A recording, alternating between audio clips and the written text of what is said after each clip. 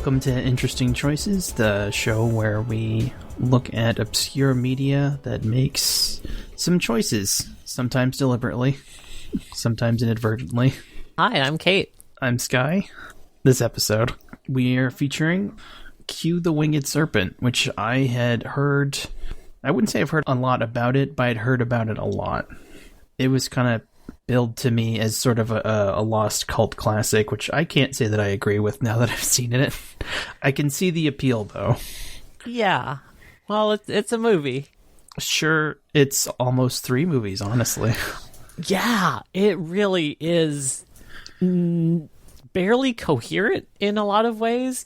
And they just try to stitch together somehow, which, I mean... bless. They did their best. I mean, this is the first movie in a long time that watching it actually gave me a headache. Really?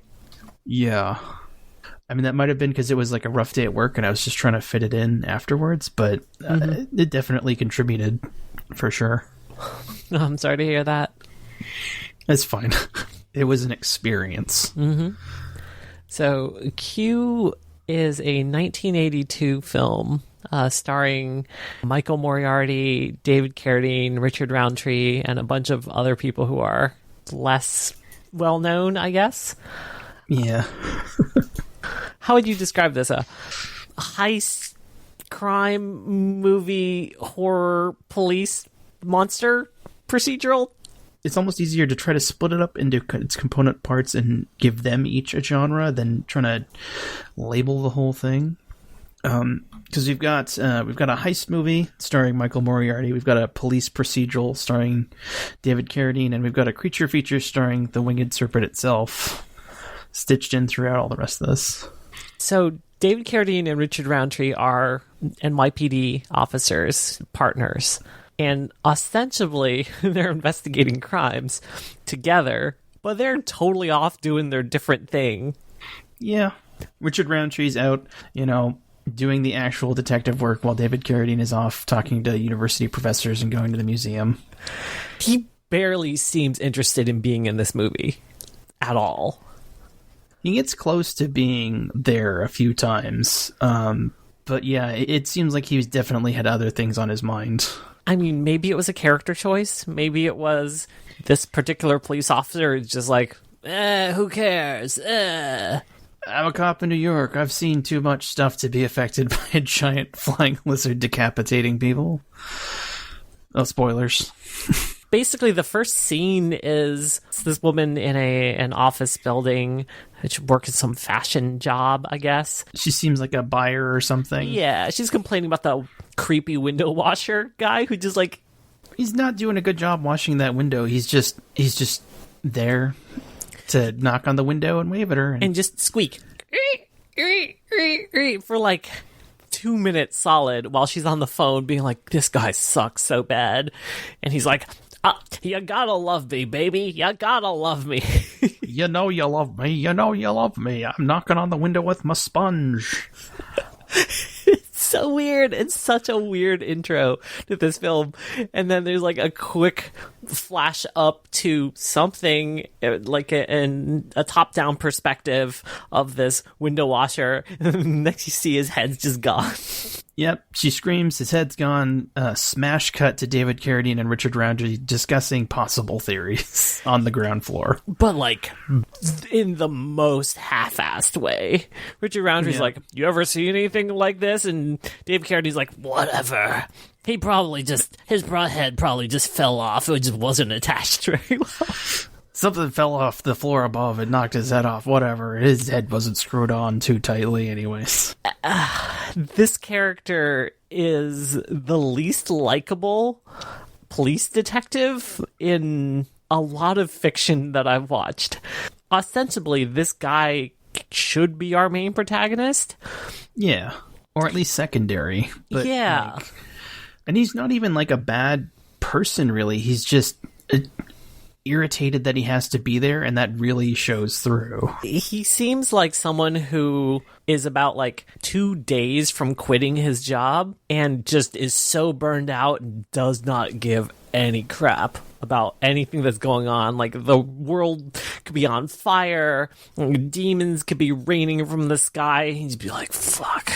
Yeah, and then we get to, like, one of the major things about this movie, which lots and lots of quick edits and short scenes. It just goes bam, bam, bam, bam, bam. The editing is so incoherent. Honestly, half the time you don't know what they're setting up.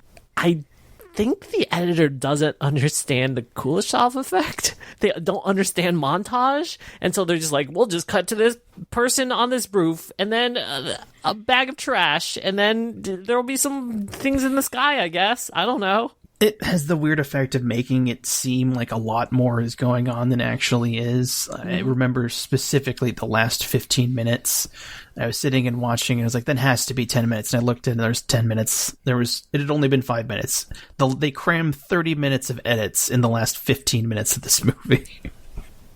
They always cut too early, but then linger too long. It's a very strange opposite of what you would expect from modern day editing. Because, back in the 60s, 70s, 80s, the editing pace was a lot more languid than it is today. Yeah. We have these rapid fire, like less than 5-second shots between edits. We're just used to these rapid fire edits. I can forgive older movies for that, but the editing of this was wild. I think I can count on my hand, like, the number of scenes that are longer than 2 or 3 minutes. They never let anything really get set up. You don't actually get to know any of the characters in any reasonable way other than, like, I'm an angry cop. I'm a bored cop.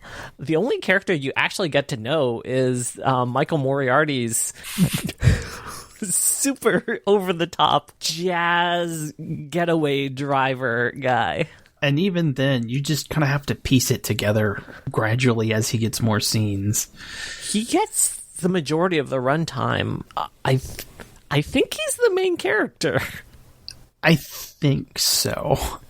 It's hard to tell. With last week's movie, I had a hard time keeping everything straight in my head because not a whole lot happens. And with this one, I'm having a hard time keeping the order of events together because far too much is going on. There are 3 parallel crime tracks here. There's the heist crime.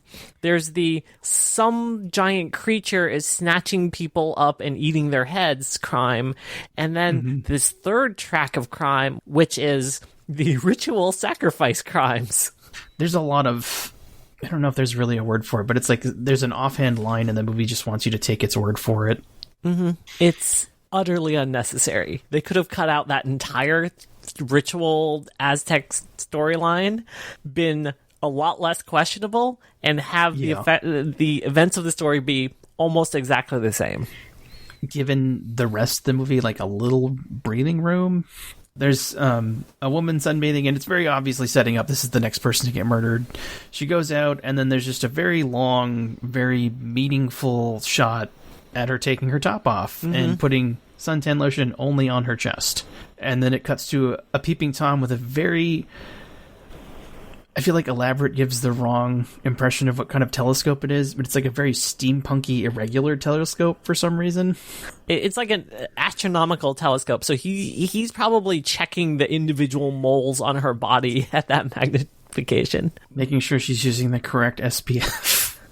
Yeah, but yeah, she takes off her top. She starts rubbing this thing on the lotion. She puts on those like little suntan eye protector things. Yeah, and then we get the shot from the sky. Yeah, the viewpoint shot. The POV of the monster as it comes down and like attacks her. The peeping Tom guy, he did not react in the way that someone who saw a brutal mauling should react. It was a very not correct reaction. I don't know. He was just like, well, that's something you don't see every day. Huh. Yeah, it was very sedate. Nobody in this movie emotes properly. I've never lived in New York.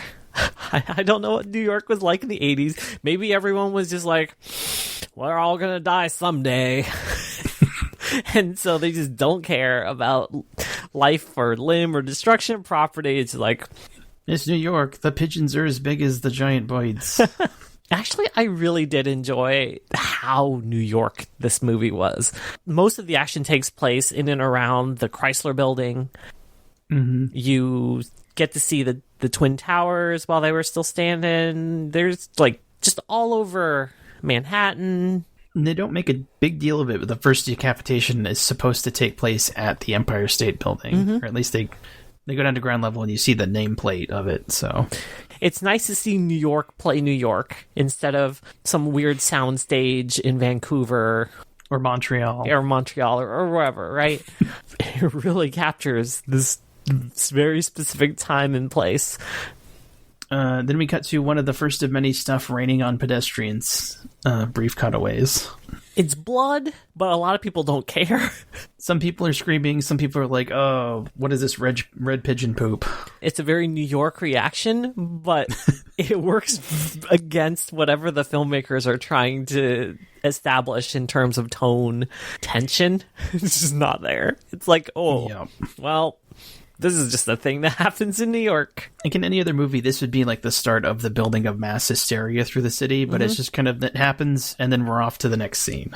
Yeah, there was never really a scene where the public is up in arms about all of these sky-based murders. Yeah. The urgency is not there in this film in any way, shape, or form. Yeah. At every point where they could try to be ramping up the tension to get the audience excited, they just choose to cut to something way more boring. Or something that could be interesting, but it's not expanded upon or give it enough room to breathe to be interesting. It's just, there it is. Oh, and we're off and running. Yeah. After this girl gets plucked off the roof, that's when we go to our criminals planning their heist. And our main guy is sitting there, negotiating his share of the final cut, but he's laying out the ground rules. I'm the driver. I don't carry a gun. I want 20%. They kind of bully him into taking a smaller share. And it's actually a pretty good character moment. It really sets up who Jimmy, the sort of... Jimmy Quinn, Michael Moriarty's character, who he is. You know exactly what this guy's about. You know that he's kind of in over his head, but he's trying to play big, and that is his character for the rest of the movie. And he's almost hysterically nervous in a lot of the movie. Yeah, he is a method actor. In the entry to the scene, we get, I guess there's a kind of a wide shot, the waiter carving up a Peking duck. Mm-hmm. And then as we leave it, he's just finishing up that, and then we get kind of a match cut to Beef Jerky Man. Oh, right. Yeah, he's peeling the skin off of the Peking duck. Yeah. And that's the match cut. This sequence is led in with kind of a match cut by Carnage into Carnage. Yeah. And led out with Carnage into Carnage. In the hands of a better film crew would be worth applauding. But this seems like the most competent they ever are in the entire film. It was a really good, definitely a good scene. And it feels like it would have been, the beginning is ramping up the devastation, the monster attacks, and then, leading into the B story of the heist, or maybe the A story and the police were the B story. It's still early in the movie. They haven't really established anything yet, but then they kind of just take all the pieces they have and then throw them up into the air. Yeah. Yeah.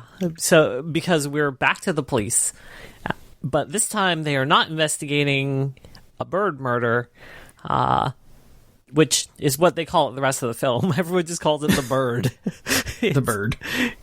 Because no one knows what a winged serpent is. They're just like, it's a thing that attacks from the air. It's probably like a giant hawk or something. I don't know. It's a bird. They investigate this other murder where this guy looks like beef jerky. He's basically been flayed. A flayed man on a bed. One of the other cops, they never give his name, and Richard Roundtree are in on this one. And they just have a brief discussion that the guy was flayed, and then Richard Roundtree throws a pillow on the body. We get a cut to when the flaying was happened, which was a pretty good practical effect, I think. They're like, you need to see this flaying. We filmed it. It was great. We built this prosthetic face, and by God, we're going to film someone cutting it up. It was a good effect. It's genuinely kind of gross. Oh, gosh. And where do we go from there? I think it's the heist. I'm not sure. During the heist setup, Michael Moriarty's character, Jimmy Quinn, is kind of like trying to be the big, I might have other jobs. I might have other things lined up. Oh, right. And then we go to his other thing lined up, which is maybe getting a part-time musician gig at a jazz bar that his girlfriend tipped him off to. Yeah, we cut to this kind of divey bar, but it has a piano in it. And Jimmy comes in, and the bartender's like, "We're closed, sir. Come back." And he's like, "I want to try out for a job." I heard you do music sometimes. I, too, am a man of music.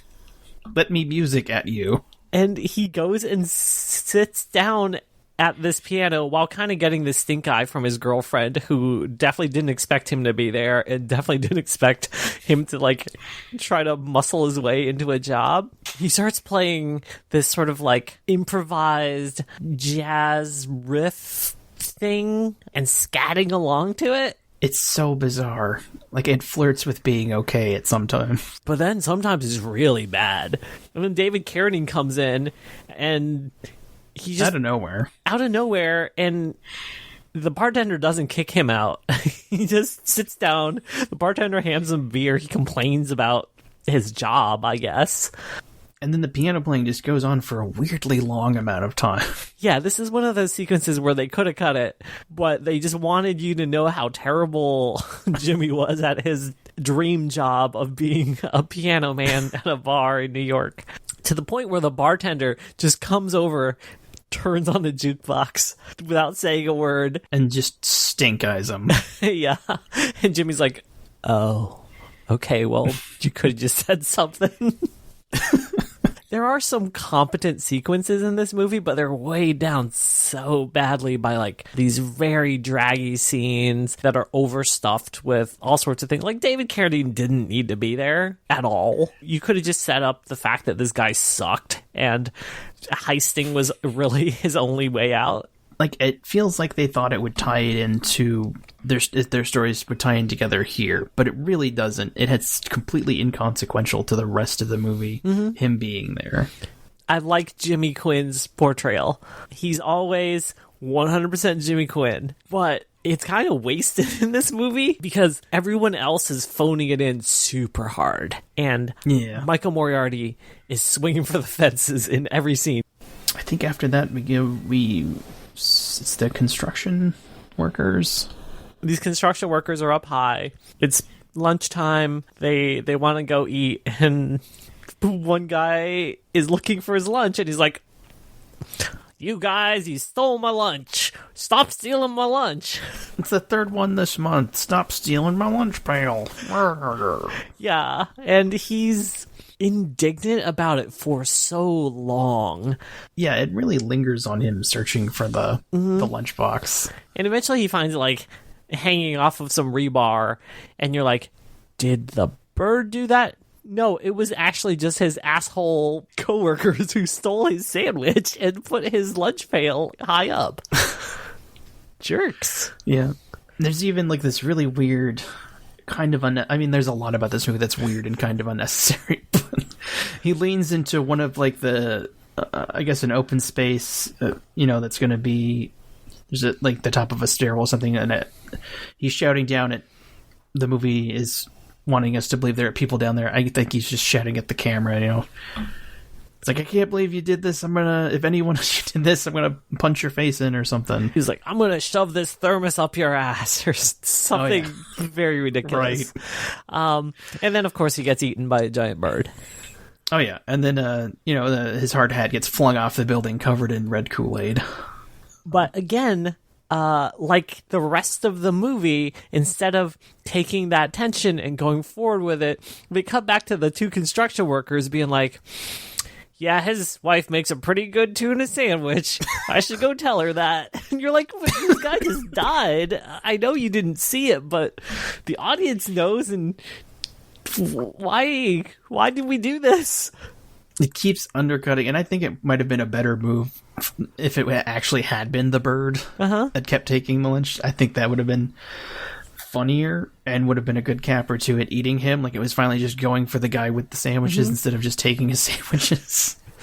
Yeah. The times that they attempt humor in this movie don't come off as humor, and all the points that could have been funny, they just steer right away from.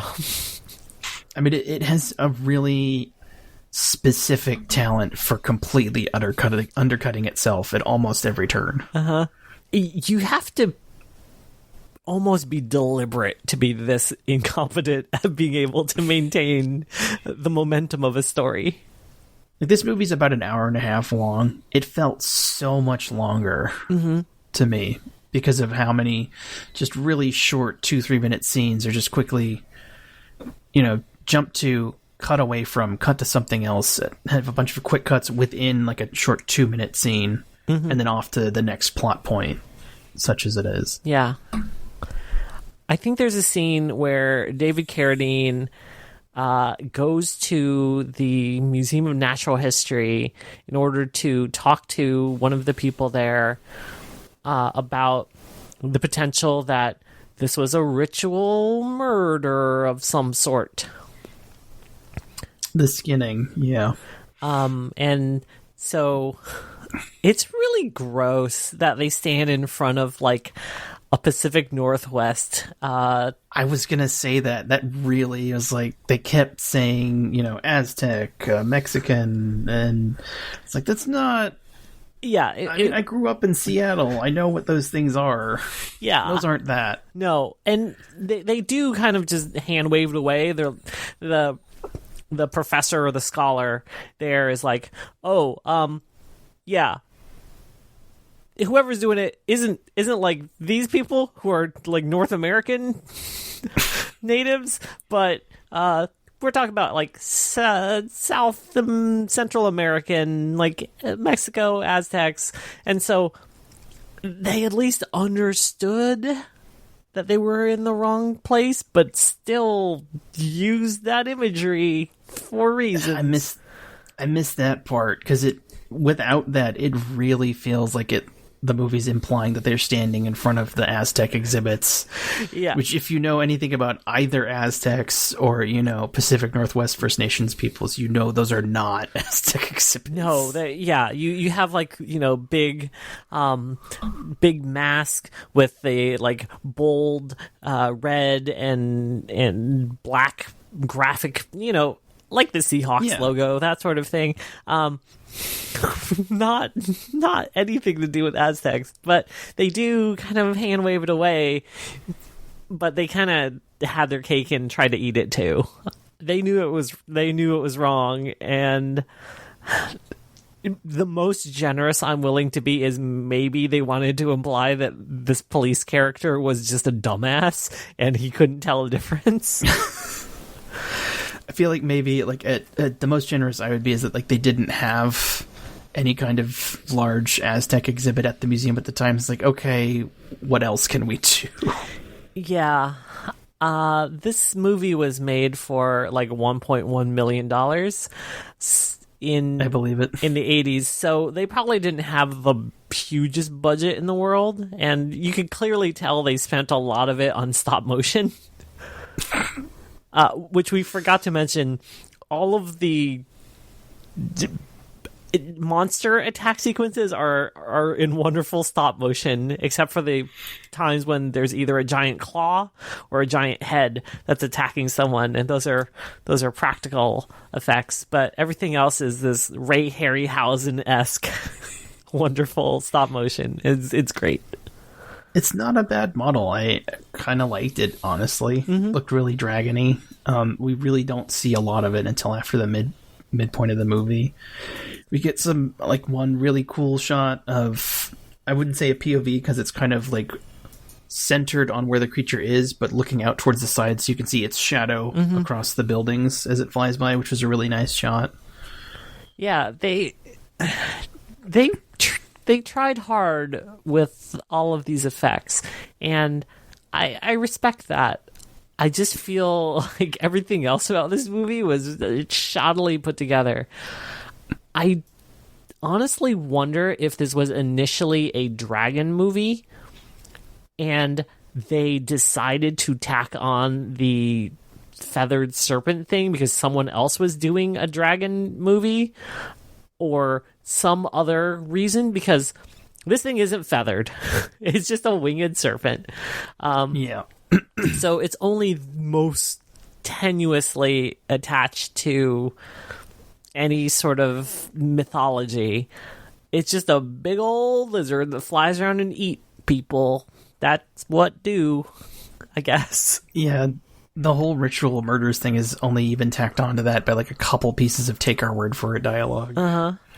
Yeah, it feels like stuff that was really kind of just thrown together because someone watched a rush of this and was like, you can't just make a dragon movie, Dragons in New York. This is so boring. Please add something, literally anything else. And like, what if we try to do some sort of Aztec thing? We see David Carradine's character at what I assume is his house with what I assume is his girlfriend and what I assume is his bed, reading the books. And we just get some brief conversation that doesn't really amount to anything. She never shows up in the rest of the movie, and we're treated to one of the worst jump scares I've ever seen. Yeah. That scared my girlfriend. It was pretty good. I don't mean to laugh. No, it was really funny when it happened and afterwards. But yes, it was a terrible jump scare. I think it was like a pigeon and a skeleton.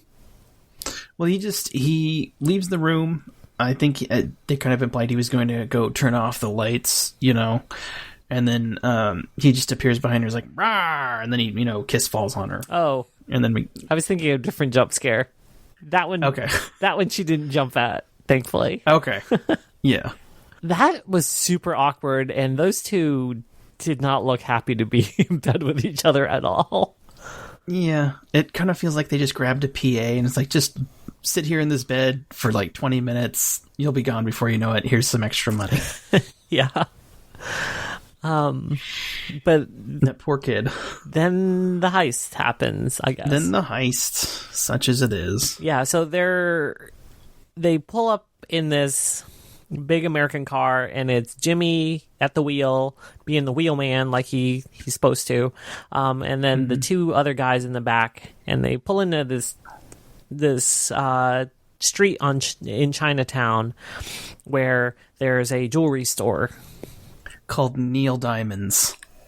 Yeah, Neil's Diamonds, or Neil. I think it was just Neil Diamonds. Nice. It might have been Neil's Diamonds, but either way, I guffawed a little. I'm not gonna lie. That made me laugh. So Jimmy's like, all right, I'm ready to be the driver. I'll just sit here. And one of the two co-conspirators is like, no, if you want to share, you got to go in. Here's your gun. And he's like, I don't want a gun. And he's like, no, take the gun. You're coming in. And he takes the keys and he's like, come with us. And Jimmy just keeps like, no, I'll just wait here. And it's so long. He's just like sitting there just fighting with this guy for a while. And then he finally just is like, okay, I guess I'm coming in to rob this store with y'all. Yeah, there isn't really much of a robbery scene to speak of. They go in, some things happen, and then Jimmy comes out sort of clutching a briefcase to his chest. I think there's a gunshot at some point, and you're left to wonder what happened to the other two, because Jimmy just kind of stumbles out by himself, stands there for a while, tries to go to his car to drive off, remembers he doesn't have the keys, they do, and then just runs off into traffic. Yeah, and gets hit by a taxi. Which causes the briefcase to just go flying. And at first I thought he was like, he gets up and he starts running, and I thought he was going to go after it, but he's just running away. Like, it's in the middle of the street. He probably could have gotten it, but he's just running for dear life. He 100% could have gotten it. Like, it couldn't have gone more than like 20 feet. Right? It's a briefcase of diamonds. It's not like a golf ball or something. Yeah. But he's just like, nope, screw this. Peace. I'm out. And then the rest of the movie, he's limping around after being hit by this car. Every scene, he's just like limping. He is so method about his method. Yeah. And then it just kind of keeps going because he just keeps running. It doesn't really indicate what he's running from other than his own fear. Yeah, at some point he stopped by a phone booth in Chinatown to make a call to somebody I think it's his lawyer, yeah, which is where he eventually goes. Yeah, he's like, yeah, it's me. I'm going to come over and, like, I need your help and blah, blah, blah. And the whole time he is just, like, sketchily looking around and cops are slowly driving by looking at him. And it's like, come on, you're a white dude in a suit at a payphone. Like, cops are not going to, like, notice you. It's fine. And he's acting as suspiciously as humanly possible without waving around a firearm. Yeah. At which point, he still has his firearm. He's still carrying it. And so he tries to go to his lawyer's office, which is in the Chrysler building. In the Chrysler building. And he manages to accidentally set off a burglar alarm, trying to knock on the door. Yeah, he just goes up to the door. It's closed. He kind of like jiggles it, I guess, and then he sets off this alarm. And then instead of doing the rational thing and being like, "Oops, sorry," I just just leaving, he decides to try to go up a fire escape, like some fire stairs. He just starts running up. I mean, we get the alarm, and then we cut to a security guard who has a "I smell trouble" moment, and then gets up, and then we cut back to him, and he just starts booking it up every staircase and ladder he can find to try to get away from whatever he's afraid of. Yeah. If you told me that character was, like, tweaking super bad, I would 100% believe that, because that's the performance that he gives. He's super paranoid. He's just running around frantically without any super rational goal in mind. Yeah. He's just, I gotta get away. Things went bad. I gotta go hide somewhere. Well, they have a very brief kind of cat and mouse, or mouse and mouse chase, I guess. Yeah.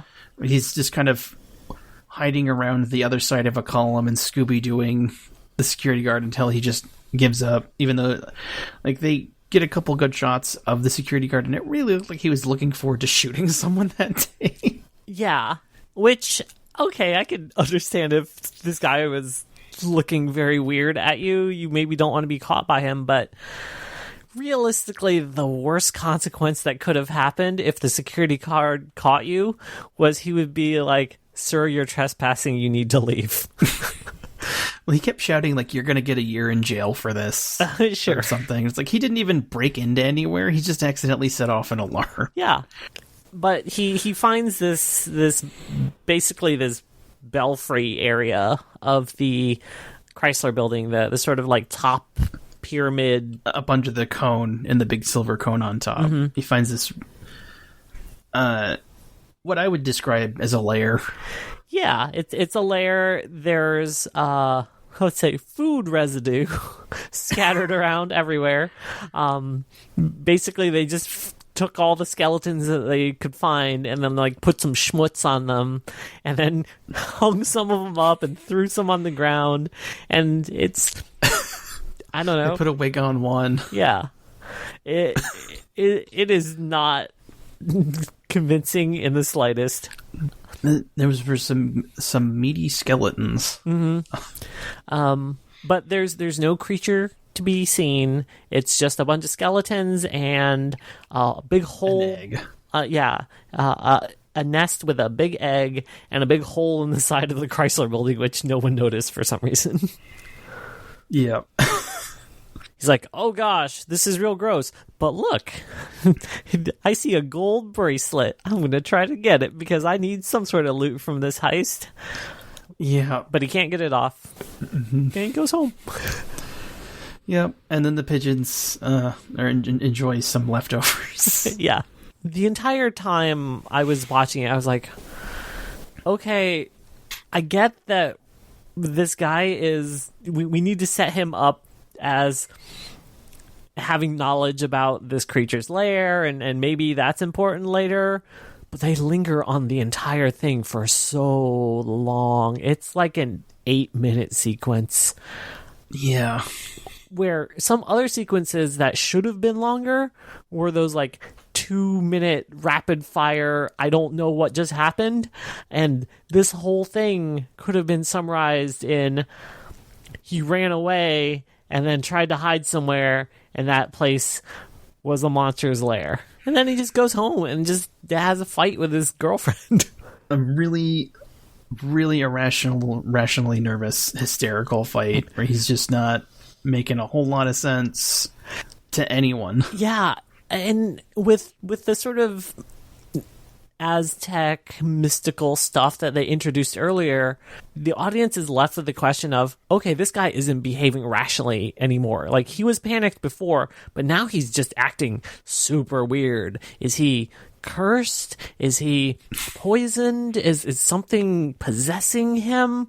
But no, he's just really tired and really scared. He's just tired and strung out. And he may not have slept the night before, I would imagine. He said he slept under a bridge. He's just like gross and dirty, pit stains, and he comes back to his girlfriend's super nice apartment. That was a really nice apartment, especially for the time. Yeah, this has got to be some rent control thing, because she's at best a marginal bartender. He's an ex-con who is barely scraping by and having to do these really terrible heists. They cannot afford this apartment. It's a huge apartment. It's unreasonably large for whatever lifestyle that they live. It was very nice. Yeah, it wasn't high ceilinged or anything, but at every point when I thought they'd, hit one side of the wall, they kept going into more apartment. Mm-hmm. And they kind of have a lay down on the couch bed, and she kind of lays on his side butt, and they have a heartfelt conversation about everything. Yeah. Except he's just real weird and sketchy about everything. But I guess it's fine. Like, you need to exposition dump that he's an ex-con and blah, blah, blah. And it's a really brief mention of, like, domestic violence in the past. Yeah, he wants a drink, and she's like, remember the last time you drank, you kind of did some abuse? And he's like, you hit me, and I told you if you did it again, I'd break a lamp over your head while you were asleep. Yeah. Wow. That's a lot to lay on the audience right away. This is not a healthy relationship by any means. No. No. But she's still sticking with her mans for some reason. Yeah. She's aware that he was doing a heist because they talk about it later, but They have a moment where she's like, I don't want to hear the details, so she obviously knew what something was going on, and then he proceeds to go into talking about the details. After that is when we find the body being dragged out of the harbor. And yeah, it's a floater that's kind of washing up on the shore, kind of near the base of the Brooklyn Bridge. It's kind of gross and bloated and distended, and it's cool. It didn't look too good. Like, it was probably the weakest practical effect in the whole movie. It was, because it didn't look like a person who was murdered by another person. It looked like a rib zombie from a better movie where the ribs open up and eat you. But then they sort of go into the hip new ritual sacrifice, which is cutting people's hearts out with surgical precision. They're switching from flaying. Flaying is old news. Now it's all about getting the hearts out. Mm-hmm. And that's how it is for the rest of the movie. Yeah. So the flaying thing was just kind of a fun thing they wanted to do at some point. It's still one and done. Somewhere during that whole chase sequence, whatever, there was probably a sequence intercut with the ritual sacrifice happening. I do remember seeing a very terrible plastic knife with, the sort that you get as a kid where the blade, when you push it, it goes into the handle. It was one of those. It was super cartoonish and super terrible, wielded by a guy in a mascot outfit. Yeah, it was like a feathery bird costume, basically. A big feathery bird poncho and a big cardboard Aztec-ish head. It was so bad. A mascot for a really, really racist restaurant. Yeah, I can see that. Yeah, get our signature Ketsi meal. Stuff happens, and then David Carradine goes back to the museum to talk about... He goes to a university, or at least I'm assuming it's the university, or it's an outside of the museum. It really looked like a university quad to me. Mm-hmm. They don't establish where it is, but he talks to... I'm guessing is some sort of professor. This is when we're first really introduced to the idea of the monster possibly being Quetzalcoatl. Mm-hmm. And that, that the ritual murders might somehow be linked to that. This is the very first glimmer we have of that. Otherwise, outside of the movie, kind of maybe implying that just by them existing in the same movie. Mm-hmm. Yeah, they never really specify why someone would want to summon Quetzalcoatl, why Quetzalcoatl's a threat at all. Like, none of this really ties in with the main threat that they set up originally, which is Big Bird Eat Man's. Yeah, they kind of drop all of their big idea stuff right here and they just let it sit and forget about it. Like, maybe these things used to be all over the world. There's legends of dragons everywhere. Maybe they went to sleep and now they're being woken up with the ritual killings. Maybe it's God. Yeah. Is an idea that's thrown out there pretty haphazardly. It is a lot of spaghetti thrown at the wall, and very little, if any of it, sticks. No, it's just apropos of nothing. This is when it really struck me how frumpy everyone really looked. Like, this is a movie of poorly fitting vests and untucked shirts. Oh yeah, everyone looks like they've had a really bad all-nighter.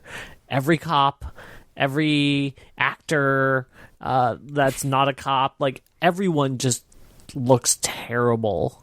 And I guess that's a choice? No one looks glamorous. There's no handsome-looking people. This was in the era where you could just helm a movie with just very plain, average, unattractive people, and it's fine.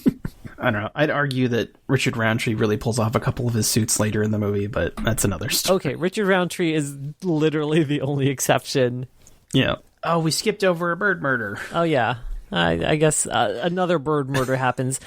Again, they sprinkle them in, and... They're really incidental. They're very incidental. I think...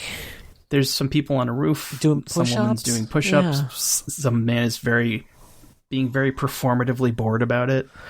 He then jumps into a pool and is scooped up almost immediately and killed. Yeah.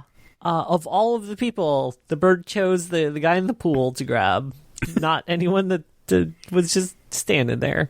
There's like 3 other people on the roof. Yeah. But that's the point at which it's kind of confirmed to the New York populace, because later on they cut back to a police headquarters briefing where they're like, 47 people reported this thing happened, and they saw this bird just come down and pick this guy out of the sky, and you gotta do something about it. I'm getting all this heat. And, it's the usual, like... We cut to the captain's office, and it was like the nicest captain's office I've ever seen. Like, wood paneling and molding and chandeliers and antique furniture. Yeah, it felt more like a wedding planner's office, or maybe like a high-end divorce lawyer office than you would see in a police captain.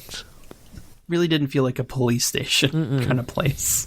But they take a moment to tell David Carradine to do his job better, and then we're off to the races again. Yep, and I think those races are the consequences of the heist. Oh yeah, his 2 not friends show up at his girlfriend's apartment, demanding to know what happened to the diamonds that he lost. Yeah, and they have a very long conversation through the door where he's like, explaining everything about, oh, I didn't have them and they got lost and it's you guys. And they're very patiently just like knocking on the door. Just knocking for like 3 minutes solid while he's like running around the apartment trying to get his gun, trying in every window. It is comically long. It's not quite frantic, but it feels like it's just getting there. Every time they cut back to the door, they're kind of pounding on it a little more, and it really looks like it's about to pop open at any second. Mm-hmm. Like, it looked a lot flimsier than it probably should have been. But eventually he gets out a window and down the fire escape, and then there's this song that I thought he was singing, but I guess was part of the soundtrack. Yeah, so I was super confused at that point too. I was waiting for it to pan down and it being like a busker or something on the corner singing, because it was mostly a solo voice singing. But then at some point, shooting people. Yeah, about shooting people. And then, but at some point, like, piano comes in, and I guess there's some scatting. It's a weird. Like, it really felt like in a better movie, it would cut to, he gets down to the thing, and then it cuts to him in the bar, and he actually managed to get the job, and he's doing this terrible job. Yeah. But that doesn't happen. No, it's. I pretty much think that Michael Moriarty's like, hey guys, I recorded a song for you. Do you want to use it? You want to use it in the movie? You don't have to pay for it. And they're like, oh, okay. We'll just put it here because we can't afford exciting chase music. So, also because this was not an exciting chase in the slightest. It was a very confusing chase. Yeah, he runs down the fire escape. They kick in the door and they're like, oh, he's escaped. And then he's kind of just like walking through the city.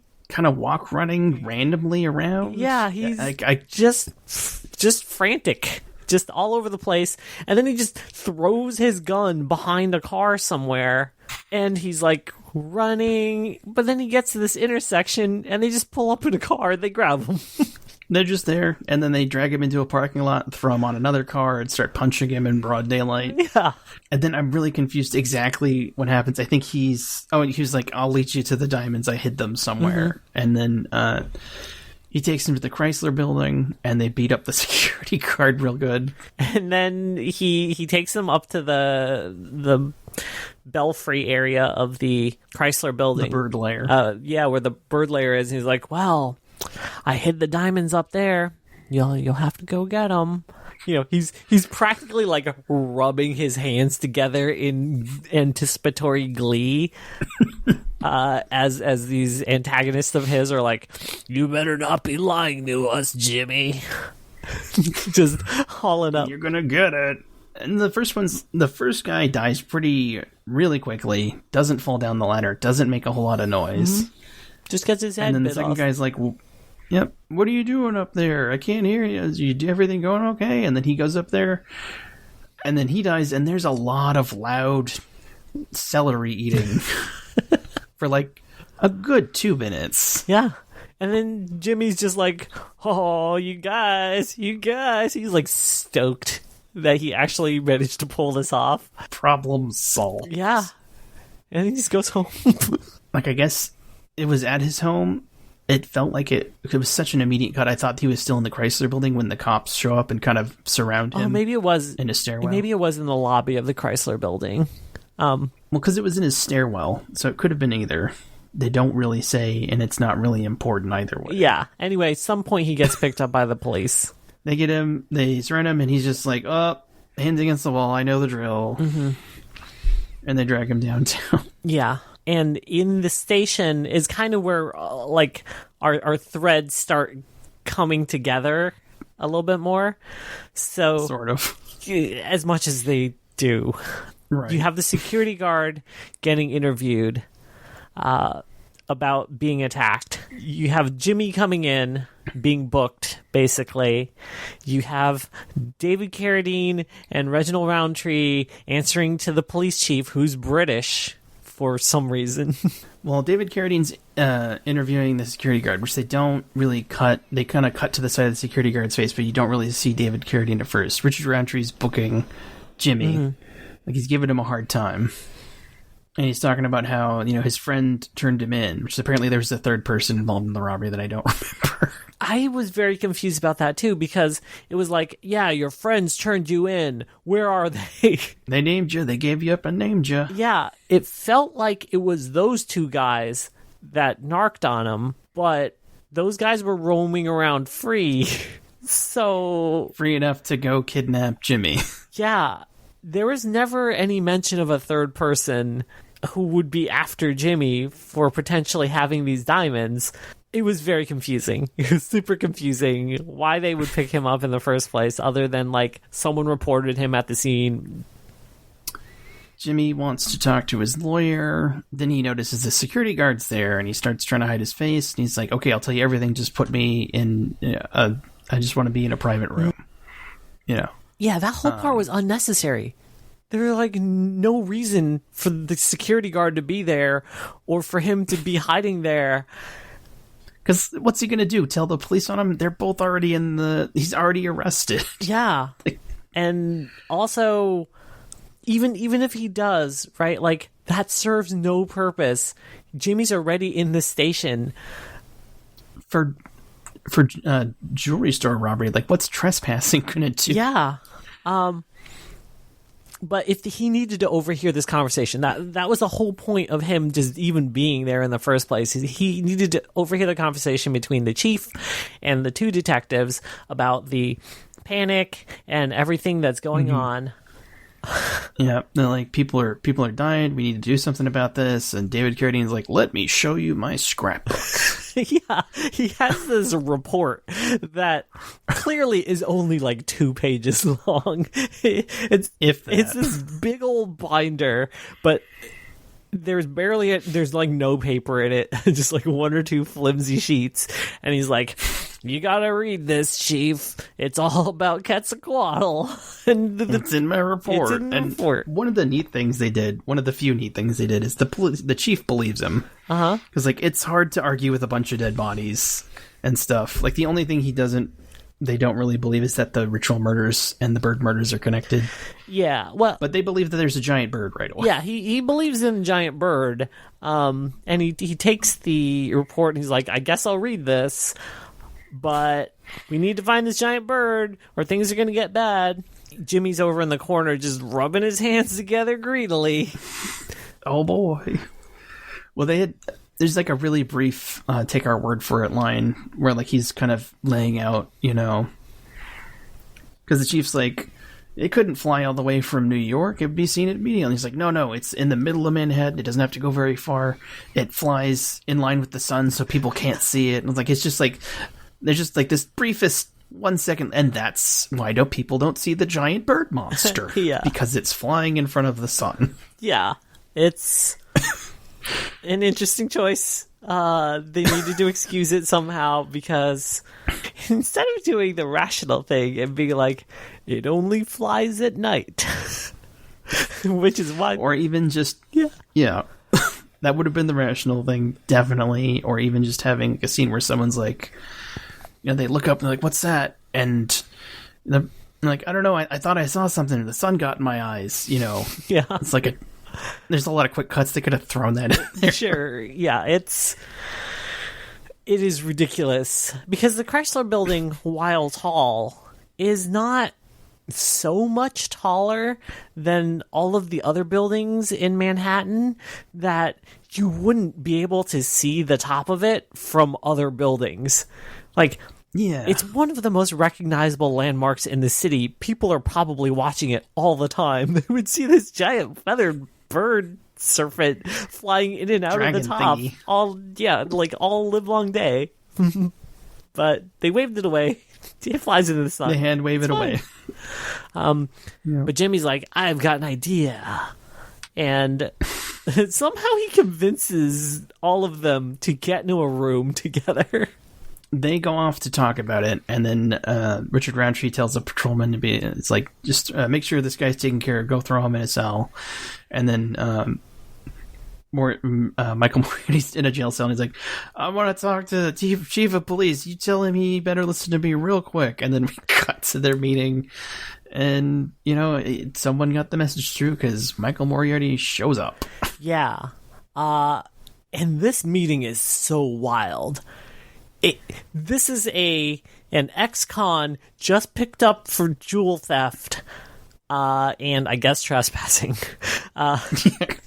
And he calls in the, like, chief of police, the captain, like, all these detectives, probably, like, the DA, like, major players, and they're all like, yes, sir, we'll listen to you, sir. Just tell us your demands, sir. And his demands are ridiculous. It was such a bizarre scene. I mean, at least Richard Roundtree was like, he was just having none of it. And it's like, he throws a fit, justifiably so, and they're like, you need to wait outside. He's like, fine, I'll wait outside. Yeah, I thought he was gonna do like a bad cop thing, but no, he just goes outside because he's angry. He's just mad, and he leaves to cool his heels. Yeah, but Jimmy, his list of demands for only basically the location of this monster, because he has this discussion with his girlfriend. He's like, I'm going to be saving the city tens of millions of dollars in lost revenue if they listen to me, so they got to pay me out, or blah, blah, blah. Once in my life, I'm going to be a big man. And then she's, it's like, I don't like how you are with even a small amount of power. I liked you better when you were small time. And they have not a great acting exchange. No, but yeah, the summary is he's kind of an ass, and she finally realizes that he's an ass because he has the opportunity to help save a bunch of people and is being super mercenary about it, to the point of being okay with people dying in order to increase his potential revenue. Right. Yeah, so do you want to list his crazy demands, or should I? Let's take turns. So the first thing he asks for is immunity for the current crime that he's being prosecuted for. And then also immunity for anything else that might come up in the future. Yeah, just a nice Nixon pardon, as he puts it. Yeah, just a blank check for all of the things he might have done in the past that they haven't figured out about. Which, wow. But they're like, what else are your demands? This goes on and on for a while. The next thing he asks for is $1 million in cash. In 1982 money. Yeah. To the point of just, like, bullying the police commissioner. He's like, we can't get you that cash right now. All the banks are closed. And he's like, open the banks. Find one that's open. Well, like, he says, the city will never approve that. And then he basically throws a hissy fit about them paying out lottery winners. And they can't pay him out. Yeah, He's like, and then I guess he kind of implied that he knew about the police's $1 million slush fund. I guess I don't even really remember. It was just like, you've got an amount of money that's supposed to be for something. Yeah. Just take it from that. Yeah, the city already approved, like, millions of dollars anyway, so whatever. I thought he was going to stop there. Oh, he keeps going. Yeah, no, the next thing is rights to all of the pictures of the monster, all of the negatives, all of the news, or basically to trademark the monster himself, to own the trademark for the monster. And I think he may have mentioned, like, the body as well, for when they kill it. He wants the P.T. Barnum style sideshow with this monster, like, take it on all the talk shows, and be the monster guy. Be the sole arbiter of, this one of a kind creature that they're gonna kill. And they accept.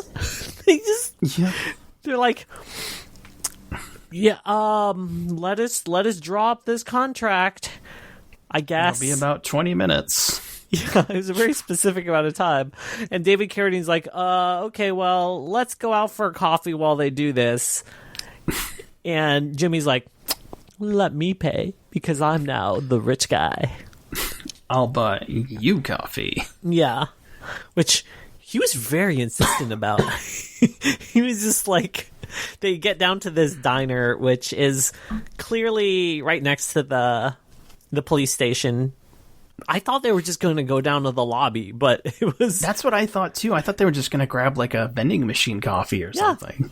Yeah, like what a rational person would do. But instead they physically leave the building to go to this diner that's entirely closed except for these police guards there to guard Jimmy, I guess. Yeah. And so they sit down and they start having this convo. Yeah, they have a really long conversation. Which is some of the best acting David Carradine gives out in the whole movie. And that's saying something, because it's definitely acting. It sounds like I'm praising it. I'm just, this is, like, what little effort he puts forth in the movie is mostly in this one scene. Yeah. There have long been stories about his problems with substance abuse and all sorts of other things, and he was definitely not in his top form in this film. This felt like something he was doing to get a paycheck, but in this sequence he was, there's some banter back and forth, and he was trying to wheedle information out of Jimmy without having to pay out like all this money. He does an okay job of it for the most part. Like, he's like, they have a brief conversation. It comes out that Jimmy, I guess that came out earlier in the discussion, in the negotiations, where he got, or at least he believes he was framed by the police and sent to jail for heroin possession. And then he mentions that he learned piano in jail. They have a brief reminiscing of their meeting at the bar for a moment. And David Carradine's like, all right, if we're going to catch this monster, you're General Sherman. Tell us how to do it. We're your soldiers. And then Jimmy starts laying out this mousetrap-esque plan for catching the monster. Yeah, he literally wants to get a circus tent and drape it over the Chrysler building. Well, he doesn't say that. He's just, very vague at first. We get a big canvas, we get a fleet of helicopters, we get a big canvas, and we drape it over the top of the building. And then David Carradine's like, oh, what shape is the building? What shape is this building, you say? Yeah, it is the sort of caginess that you would expect someone to use on a 6-year-old, but it seems to be working. Yeah. Almost until Richard Roundtree bursts in. For some reason, I still don't remember why. He just comes in and is all angry.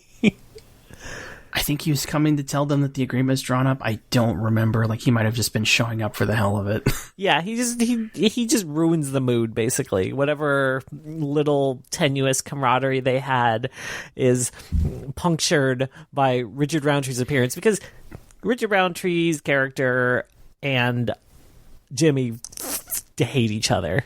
There is no love lost between those two. Of the good cop and bad cop, David Carradine somehow is the good cop. Oh, man. And then a news crew just busts in. It's like, apparently the only news crew that knows or cares that people have been being murdered by a giant bird.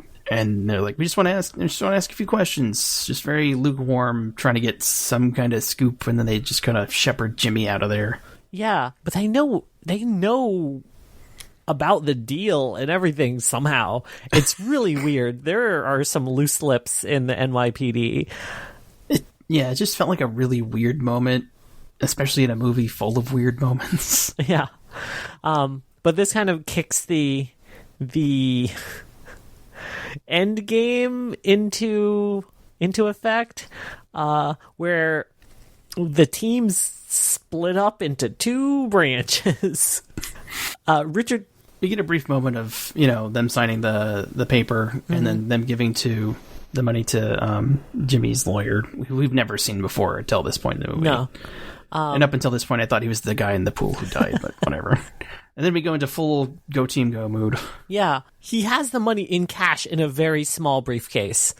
Yeah.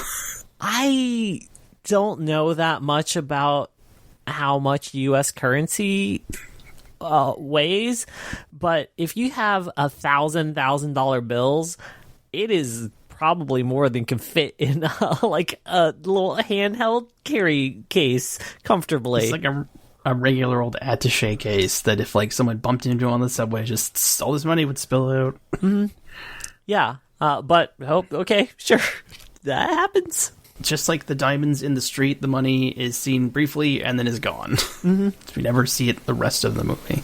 Yeah, presumably Jimmy's lawyers end up with it. I guess there's the presumption that there's this handoff, right? Well, the guy who gets the case is Jimmy's lawyer. They they just sort of like, they just set that up, and then he's there, and then he walks out with a briefcase, and then we are off to the Chrysler Building with every man with a gun on the NYPD. Yeah. This is the most ragtag army of irregulars.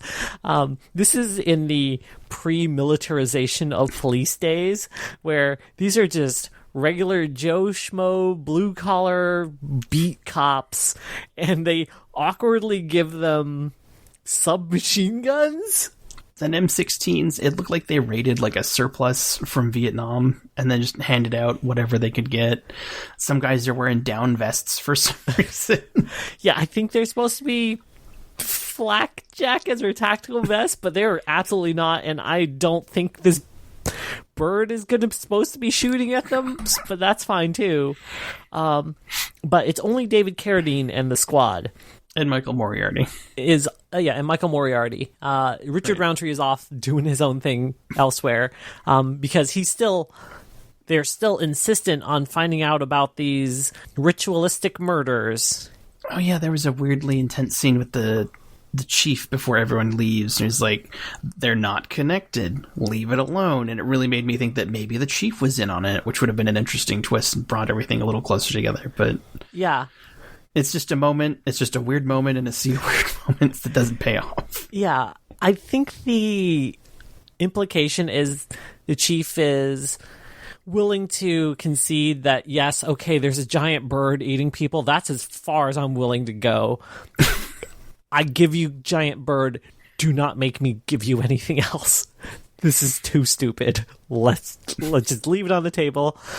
And he gives him back the report. I like you, so I'm giving this back to you so that they don't commit you. And then he basically watches as he makes David Carradine rip up his own scrapbook. Yeah, which is actually a rational call if you watch the rest of the movie, because there is absolutely no reason for that report to make any sort of sense, right? Like, yeah.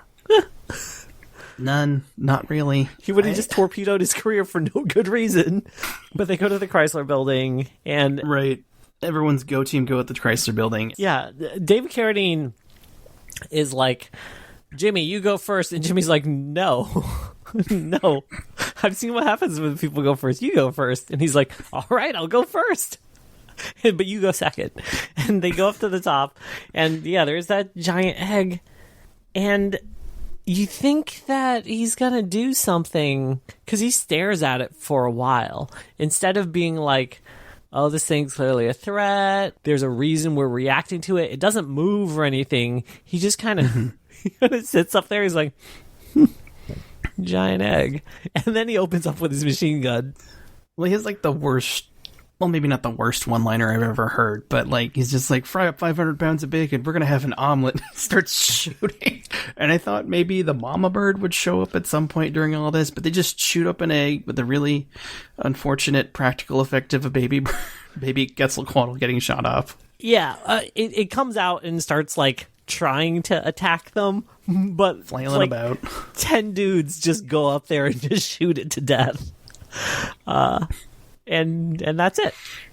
They just kill this giant baby bird, and then Jimmy's like, "You guys should have gotten the circus tent." I told you, circus tent. And somehow, through some logic, David Carradine's like, "Well, we're gonna have to revoke the deal because you didn't deliver us the mama bird. You just delivered us the baby bird. So we're gonna just take that money back." And he's like, "Wait, wait, what?" What? And Michael Moriarty's understandably upset that his house of cards is falling around down around him. Yeah. Although there was a policeman up there with a camera. With like a full, videotaping it. I think it was like a full film camera because it had the big Oh yeah, big hood and the like he was like hand cranking it. So how did he get that job? Like, what? Did they draw straws before? I have no idea. It's like, okay, Bill, you get the camera. But had the deal gone through, he would have at least been able to, you know, get the royalty rights to this bird murder that happened. The snuff film up in the Chrysler building. Yeah. But apparently David Carradine's right, and they just managed to finagle him out of $1 million. I guess, like, they kind of just say that, and then there's nothing else about it. Yeah, except Jimmy goes home, and he gets into a huge fight with his girlfriend, who then throws him out. And she's like, go, I don't care if you have to sleep on a bench. You're not sleeping here because you're a bad guy and no more chances. So I had enough of your stuff. You get out of here. And he's like, fine, throw my stuff in an incinerator for all I care. Mm-hmm. And then we cut to a mime. Oh, God, I forgot about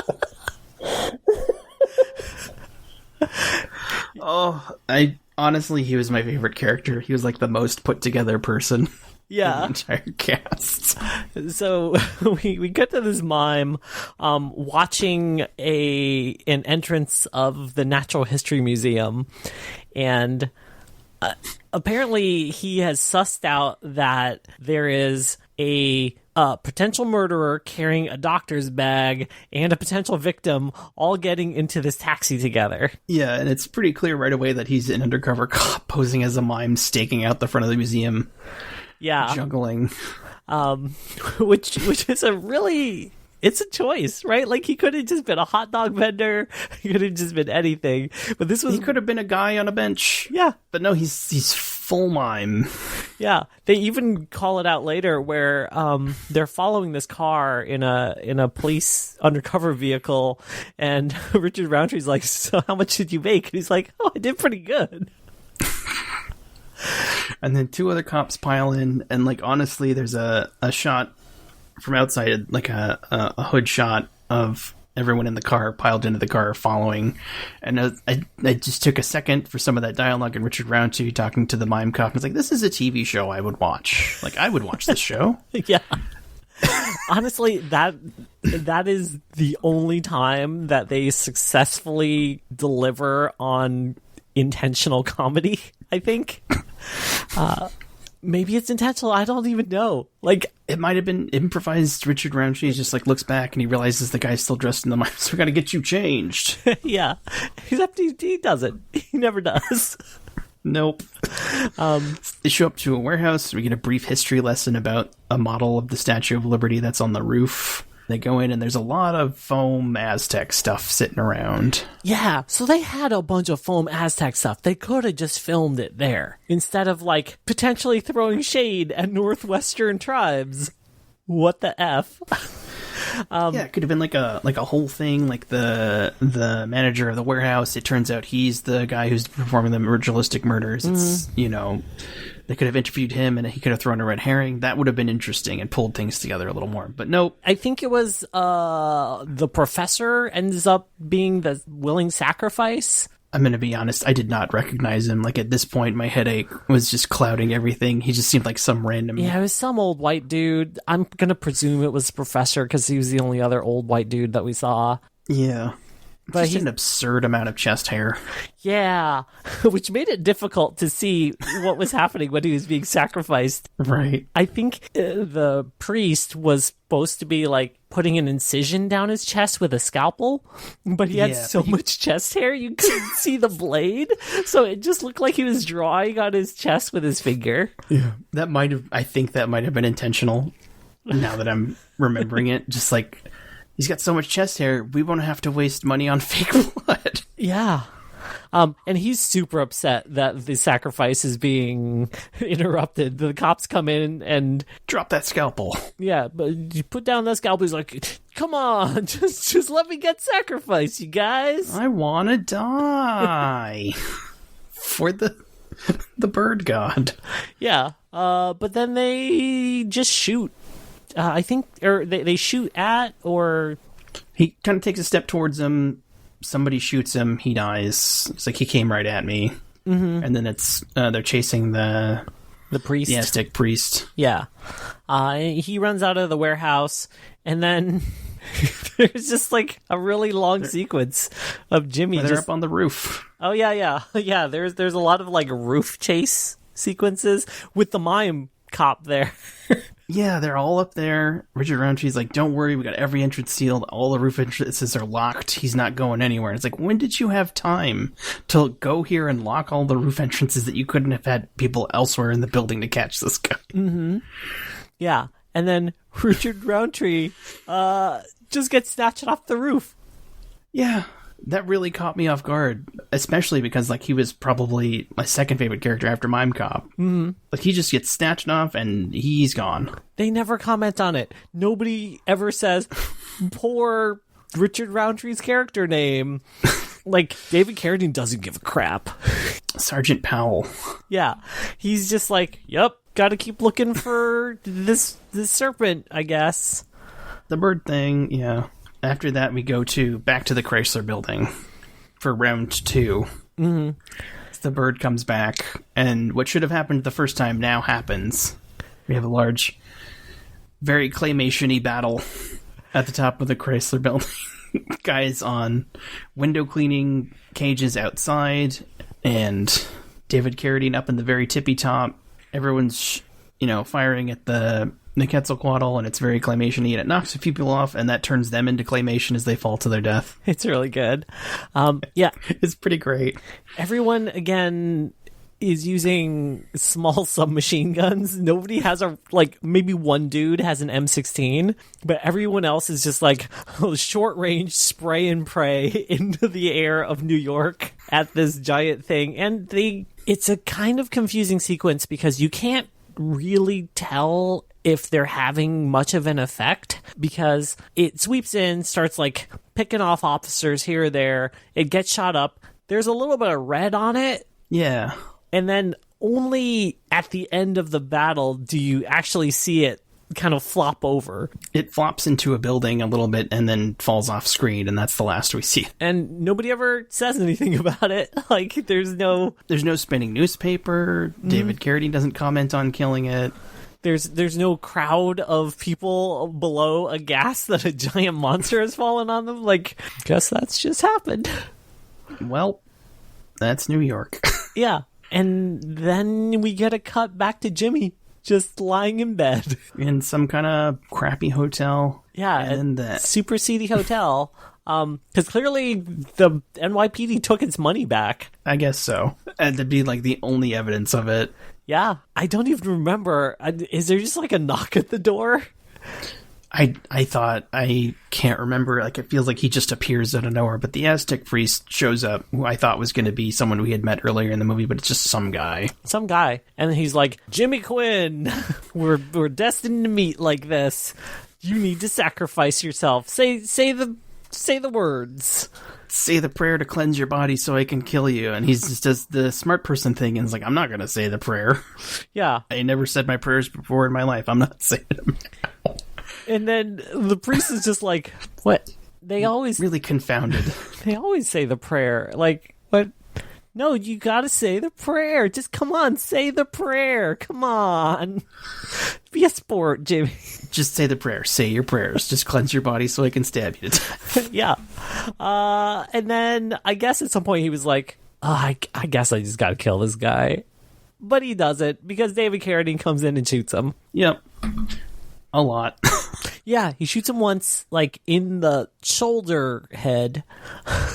Because I thought it was the shoulder, but then he falls away and there's a lot of blood on his head, so... Yeah, shoulder head. Maybe the bullet bounced up and came out the front of his face. But he keeps getting up and reaching for the knife, and... Yeah, David Carradine shoots him, he gets up, shoots him, gets up. It's kind of like that sequence in Buffy the Vampire Slayer. I thought there was going to be an explanation for it. Like, oh, he's imbued with supernatural powers by Quetzalcoatl. No.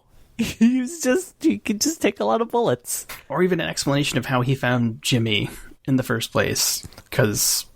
yeah. They just hand wave that off. They're like, I've been looking every seedy motel for you, Jimmy, because I thought this guy was coming after you. Yeah, but also the Aztec priest, because, like... Yeah. I mean, they never explain how he knows his name. I guess the implication is that the bird somehow read Jimmy's mind and got his name and GPS location data and then fed it to this priest. I mean, that makes about as much sense as anything. It's just a really weird moment of them walking out of the hotel room, Jimmy walking away, David Carradine taking the do not disturb sign off of another door, closing the door with the dead man in it, and putting the do not disturb sign on that door. But he doesn't put do not disturb. He's like, I do want to Oh, it's the wake-up call. Yeah, please give me a wake-up call. So some poor nurse or some poor maid or like front desk staff, they have a real bad time in the morning. And then the movie ends. Yep. Oh no, we get a the obligatory there was another egg. Oh yeah, there was another egg somewhere. Some burned out building somewhere. Yeah, it was kind of a cool building. It like had these turrets, and the roof was kind of like torn away, but again, it's not a building we've seen before. Maybe if you're a New Yorker, you know what that building is. I sure don't. It looked like it might have been a house. Part of the roof was burned away. I don't know. There was an egg. You get a cracking noise, and apparently the egg was full of credits. Yep. And a scream. They never address the fact that if there is an egg, there's probably another one of these things that either laid or fertilized the egg. The closest they come is back at the university, like the saying that somehow these ritualistic killings are bringing these things back into the world. Mm-hmm. It's like every time someone gets their heart cut out, an egg pops into existence or something. It must be. It is so poorly explained, the connection between the ritualistic murders, this giant serpent, what it has to do with anything, why anyone would summon it. None of it makes any sense. The only thing that makes sense in this movie is that Jimmy had a real bad day and tried to get his payout and fucked that up. Oops. And now he's going to go be a big-time jazz singer. Yes, he is. Yeah, I think he actually got a character arc, kinda. He's like, I'm not afraid of nothing anymore. Oh god, he did have that line. It's like, I'm afraid of a lot of things, I ain't afraid of heights. That's when he's climbing up into the building. Mm-hmm.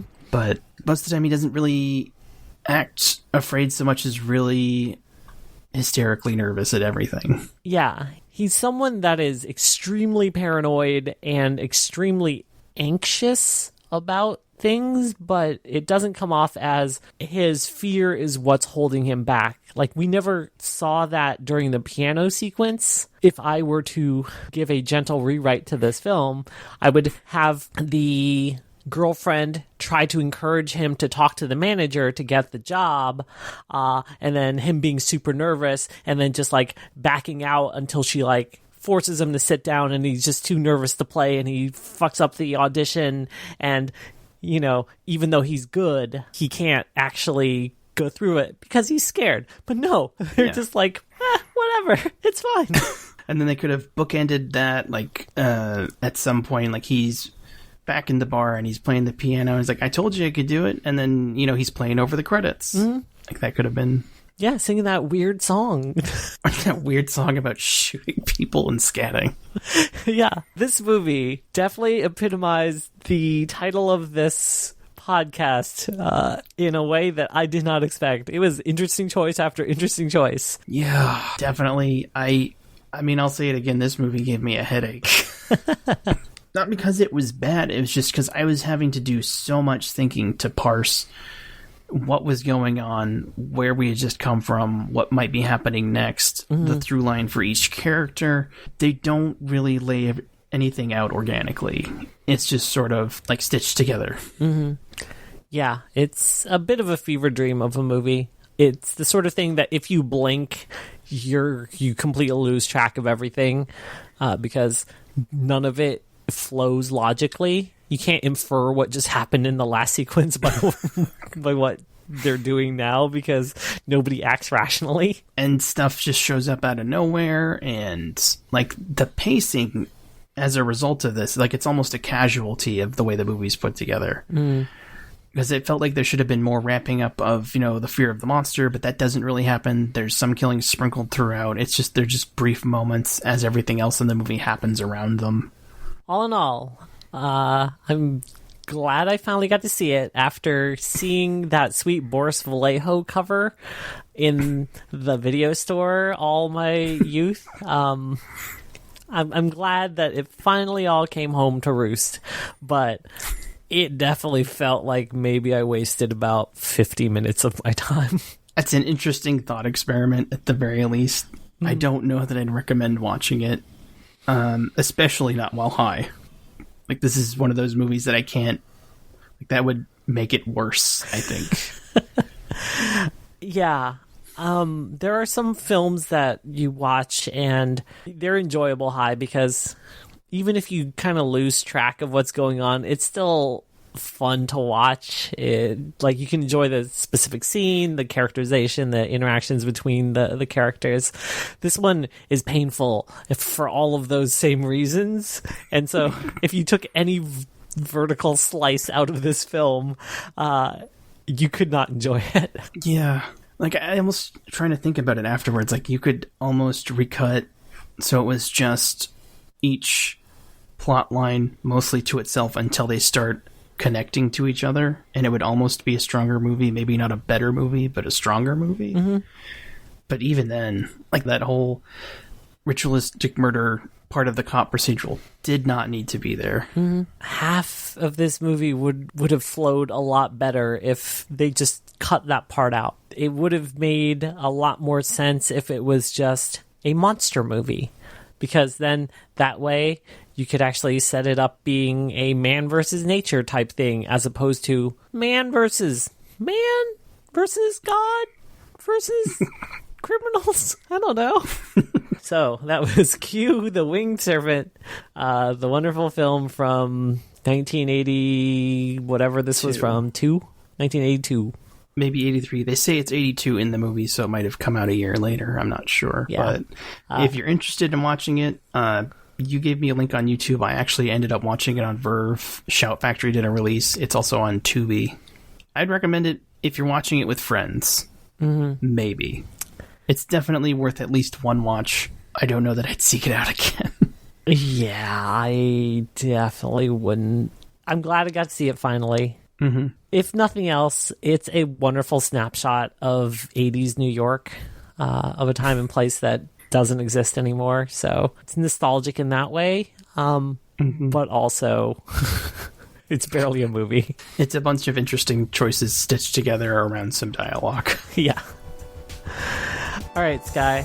Well, where can people find you on the internet? You can find me on Twitter at ShardCorso. That's at SHARD_CORSO. And you can find me on Twitter, Instagram, other places at Army of Meat.